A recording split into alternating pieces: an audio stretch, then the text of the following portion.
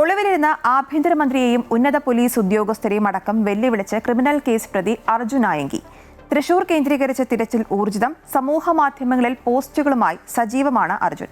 മുട്ടിന് വെടിവെച്ചാലും മുട്ടുകുത്തില്ലെന്നും തന്നെ ഇങ്ങനെയാക്കിയത് സിസ്റ്റമെന്നും അർജുൻ പറയുന്നു. ഹരീഷ് നാരായൺ ചേരുന്നുണ്ട് വിശദാംശങ്ങളുമായി. ഹരീഷ്, അർജുൻ ആയങ്കി ഇങ്ങനെ സമൂഹ മാധ്യമങ്ങളോടൊക്കെ തന്നെ പോലീസിനെയും ആഭ്യന്തര വകുപ്പിനെയും ആഭ്യന്തരമന്ത്രിയും ഒക്കെ വെല്ലുവിളിച്ചുകൊണ്ടിരിക്കുകയാണ്.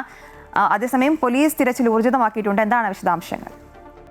തീർച്ചയായും, അതായത് ഈ തൃശ്ശൂരിൽ ഇപ്പോഴും അർജുൻ ഉണ്ട് എന്നുള്ളൊരു നിഗമനത്തിലാണ് ആ പോലീസ് ഉള്ളത്. അതുകൊണ്ട് തന്നെ ജില്ലാ അതിർത്തികൾ മുഴുവൻ നിരീക്ഷണത്തിലാണ്. ഒരു തരത്തിലും തൃശ്ശൂർ വിട്ട് അർജുൻ പുറത്തേക്ക് പോകരുത് എന്നുള്ളൊരു ദൃഢനിശ്ചയം പോലീസിനുണ്ട്. കാരണം അങ്ങനെ പോവുകയാണെങ്കിൽ ഇയാൾ രക്ഷപ്പെടാനുള്ള ഒരു സാധ്യതയും പോലീസ് ഉണ്ട്. അതുകൊണ്ട് ഇപ്പോഴും ഈ തൃശ്ശൂരിലെ ഗ്രാമീണ മേഖലകളിലൊക്കെ കേന്ദ്രീകരിച്ച് പരിശോധന നടത്തുന്നുണ്ട്. ഇപ്പോഴും ഇവിടെ തന്നെ ഈ ജില്ലയിൽ തന്നെ ഇയാൾ ഉണ്ട് എന്നുള്ളൊരു നിഗമനത്തിൽ തന്നെയാണ് പോലീസ്. കഴിഞ്ഞ രാത്രിയിലടക്കം ഇത്തരത്തിലുള്ള പട്രോളിംഗ് ഉണ്ടായിരുന്നു എന്നുള്ളതാണ് ഏറ്റവും പ്രധാനം. അതേസമയം തന്നെ ഈ ഒളിവിൽ ഉള്ള സമയത്ത് തന്നെ ഇത്തരത്തിലുള്ള സമൂഹ മാധ്യമങ്ങളിൽ പോസ്റ്റുകളുമായി അർജുൻ ആയങ്കി മുന്നോട്ട് വരുന്നുണ്ട്. അതായത് കഴിഞ്ഞ ദിവസം കമ്മീഷണർ പറഞ്ഞിരുന്നു, ഏതെങ്കിലും സാഹചര്യത്തിൽ തോക്ക് ഉപയോഗിക്കേണ്ടി വന്നാൽ അത് ഉപയോഗിക്കുക തന്നെ ചെയ്യണം എന്നുള്ളൊരു ഉത്തരവ് city police commissioner Nakul Deshmukh അത്തരത്തിൽ നൽകിയിരുന്നു.